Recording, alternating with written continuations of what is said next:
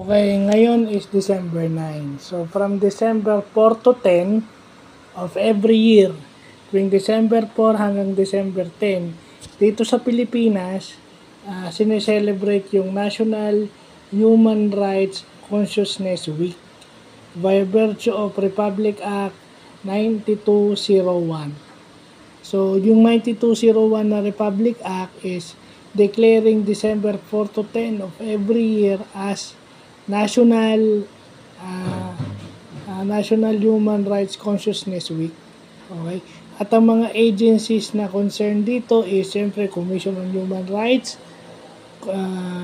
Civil Service Commission, DOJ, DepEd, DSWD, DOJ, DFA, at saka PNP, at saka siyempre yung DND, Department of National Defense, kung saan nandun yung Philippine Army, Philippine Coast Guard, Philippine Navy. Okay. So, kasi nakalagay sa Constitution yan na yung human rights natin sa Article 3, dapat i-uphold yung ating Bill of Rights. Kahit criminal nga, nagkasala na sa batas, may human rights pa rin yan. I mean, diba, kasi marami sa atin ang sumasalungat dun sa maliliit na human rights. Bigyan ko na lang kayo ng example. Karapatan ng bawat pasyente, kagaya sa amin sa PWD, nag-a-assist kami. Kailangan ng bawat pasyente na maging aware sa lahat na nangyayari o status nung kanilang hinihingi, prosthetic at hearing aid. At saka, kailangan nyo sabihin na kung wala kayong pera or kung wala kayong pondo, para magawa nila ng paraan kung sasagutin nila yung fees, kung may mga fees silang sasagutin o wala, or kung kayo na lang magpo-provide. Yung mga ganun. Kasi karapatan nila yon. Kung kailangan kayo mag-provide sa kanila, no, kailangan yung ilibre kasi nga wala silang pera or kayo yung sumagot, human rights yun. Tinulungan nyo sila, so may karapatan silang magtanong sa inyo at may karapatan kayong ibigay yung kailangan nila. Dito na lang sa amin tumutulong-tulong kayo tapos ipapalala move daw. Hindi pa napapalala mo, magdadalawang buwan na. Ano lang ipinakita? Picture.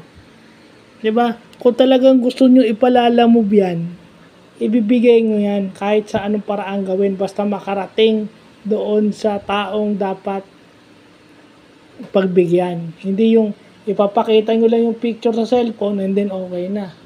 Hindi, ang kailangan ng tao hindi yung picture, kailangan ng tao yung dokumento. Doon pa lang sinasalungat nyo na yung human rights ng tao. Karapatan ng tao yun dahil kanya yun, sa kanya nakapangalan. Tapos ang dami-dami yung dahilan na ba't hindi nyo maibigay. As PWD officer, karapatan ng bawat member na i-uphold yung kanilang karapatan. Karapatan din nilang sitahin yung officer kung may mali. Kaya nga sabi ko nga, di ba? Pagiging PWD officer, hindi ka pwedeng balat sibuyas. Hindi ka pwedeng maging onion skin na para kang ewan, di ba? Lalo na kung ang kinikriticize o inaano laban sa'yo, it's your job. Pero kasi may mga tao naman na nakikita na nga, hindi nakikita yung ginagawa mo. No? Ba, nakapost sa social media, tinatanong pa rin dahil sila yung umalis dun sa group chat. Hindi ko nakasalanan yun. Halimbawa kung ako, hindi ko nakasalanan yun. Kung umalis kayo dun sa group chat at dun inaano and then mag-ano kayo, ano ginagawa. Hindi ko nakasalanan kung minsanan lang kayo magbukas ng FB, di ba? So, at least ayun, alam na natin na meron palang National Human Rights Consciousness Week. Kasi ngayon, nowadays, parang naaabuso yung naaabuso yung pumatay dahil ng laban, dahil ganyan. Yung mga ganun. May ganyan pala. So, yun lang po.